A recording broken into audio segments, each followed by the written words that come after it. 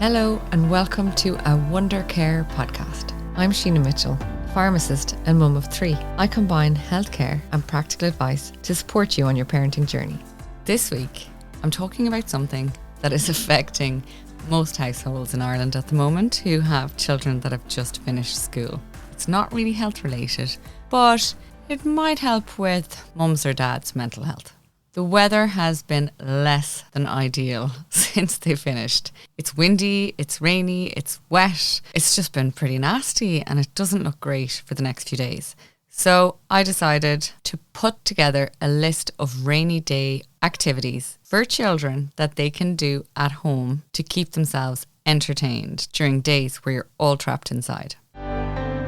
Here are some life-saving, mood-altering activities that might just help you all to keep your sanity over the summer. I just want to say, most of these cost very little. Some of them do require different items and different levels of parental effort. So I'm going to call them all out and you can see which ones suit your home, depending on the age of your kids and what supplies you have to hand. And hopefully you can put them to good use. If you're concerned about writing all of these down, fear not. I will turn them into an article so that you'll be able to print it off and stick it on the fridge so that you always have an activity to turn to when you hear the dreaded words, I'm bored. Let's get started. A Barbie pool party or a Paw Patrol pool party in the bathtub or even the sink can be very helpful. Baking, a lot of people are great at it. I have to say, oftentimes I think that's too much effort. Making slime, that falls into the same category, bit of effort in that one.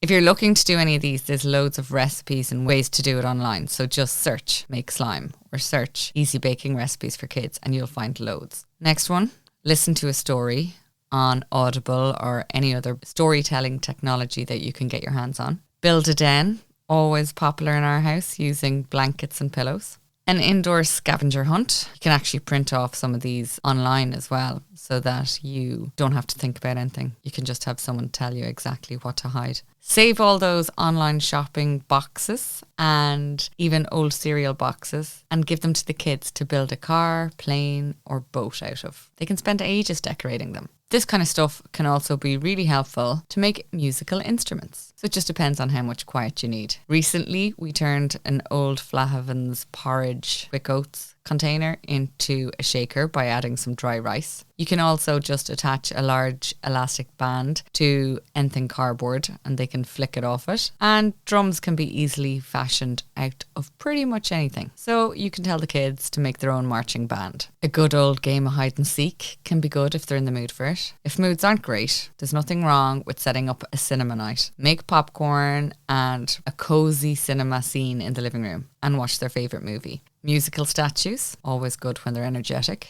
Balloon tennis or keepy uppies. This is brilliant. So you can actually make paddles for balloon tennis out of a wooden spoon and paper plate and then just have a little stash of balloons in the house so that they can use the paddles to play tennis with the balloons. If you don't feel like making paddles, just tell them to play keepy uppies. The balloon's not allowed to hit the ground. If you're feeling brave, you could take on tie-dye, but obviously you need dyes, elastic bands and old t-shirts for that. Another kind of cool one is they can make butter and all you need to do that is cold, heavy cream and you can Google how you make it. If you're in a mood for hands-off parenting, let Alexa take over and tell them to ask her silly questions. She'll keep them busy for a good while. If you're energetic, try a push-up contest. There's also board games and making ice pops. Making puppets, and they can even be sock puppets using little bits of felt and those googly eyes that they can just glue onto them and things like string. Let them attach that for the puppet's hair and tell them to put on a show. Get them to try and improve their origami skills. There is loads of child suitable tutorials online and it's really good for their dexterity. They can make little bunnies and all sorts of things. You can go to the effort of buying proper coloured origami paper, but it's not necessary. For younger kids, it can be fun to tell them that it is toy bath time. Washing their toys can be a lot of fun. A basin with lots of bubbles on a towel, obviously, keep your floor dry, on the ground can be great for toddlers and they can really enjoy giving their little toys little baths. Plus, cleaning is always helpful. Play-Doh, Not so much of a tidy one, but definitely a fun one, and it keeps them busy for ages, as does making loom band bracelets. Other things they can craft and make are things like decorations for their bedroom. It's also easy and cheap to make a bowling course in your home. So all you have to do is get some bottles, put a little bit of water in them,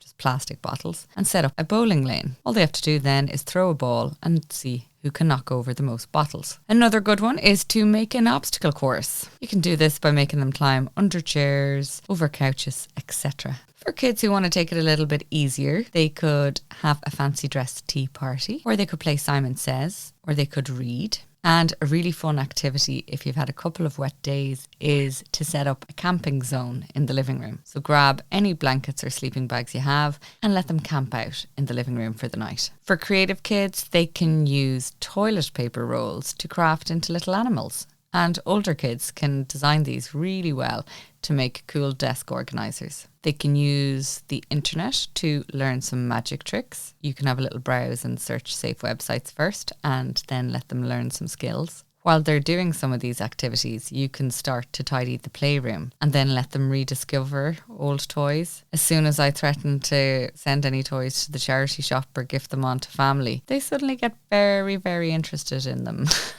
I don't know if it's the same in your house. Simple things like making paper airplanes can be good. And they can also use the internet to learn how to draw their favourite animal. There's loads of really child appropriate videos on YouTube Kids for that. Get them to catch up on their correspondence. Maybe write a letter and draw some pictures and post it to their cousins. There's nothing more exciting than sending a letter and then getting one in return. Dig out your old magazines and let them cut them up and make a scrapbook. Or if you don't feel like doing any baking, that doesn't mean they can't still decorate cupcakes. So just buy some plain cupcakes and icing and let them at it. You could have a teddy bear's picnic inside. Tell them to invite their teddy bears and lay out a luscious, lovely picnic on a blanket. Or you could challenge them to making some sort of vehicle or house out of Lego. If you've got supplies, you could try and do some face painting. Children love having their face painted. Jigsaws, always handy. Sometimes we set up a big 500-piece one and leave it on a table that we know we don't have to tidy up or clean for a few days, and it's amazing how people will just come and go from it and add another little piece to the puzzle.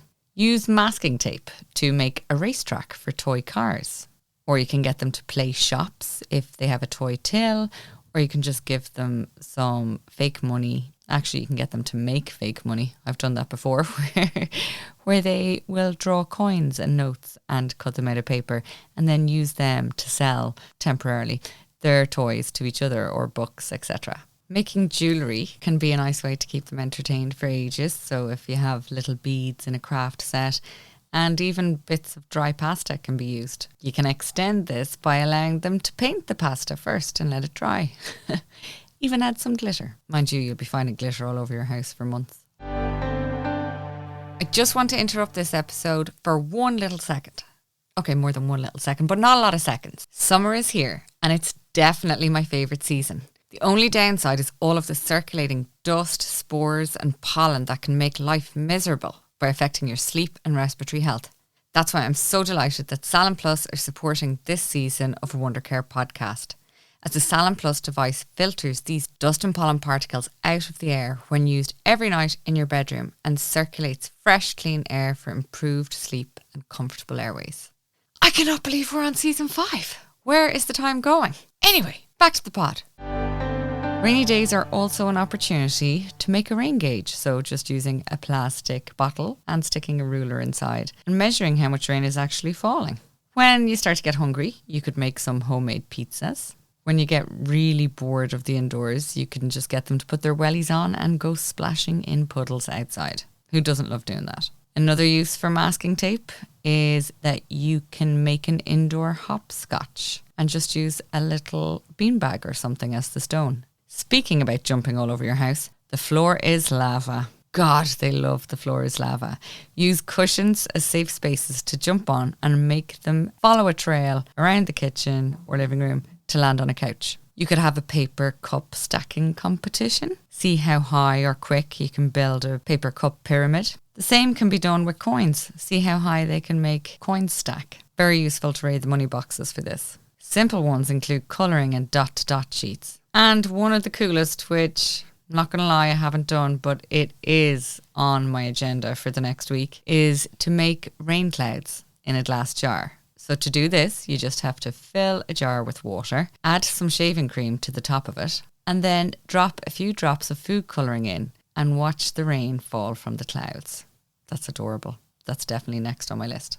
Anyway, out of all of the activities that I have listed now, it's a good idea to pick ones that children can do themselves without your involvement and write them all down on a little pieces of paper, so separate little bits of paper, and make a box and call it the I'm bored box. Put all of the little pieces of paper into the box and then let them randomly pick out activities that they can do to entertain themselves, saving you coming up with the ideas all of the time. Buy some balloons, buy some paper plates, start some balloon tennis, start making rain clouds in glass jars. And hopefully all of this will lead to a little bit of time for you to go make lunches, do the laundry and all of the rest of it. I doubt there's going to be much relaxation time, but if you can, join the kids and have some fun. Enjoy. I really hope that you enjoyed this podcast. If you did, give us a little follow or review on Spotify or Apple Podcasts and share it with your friends.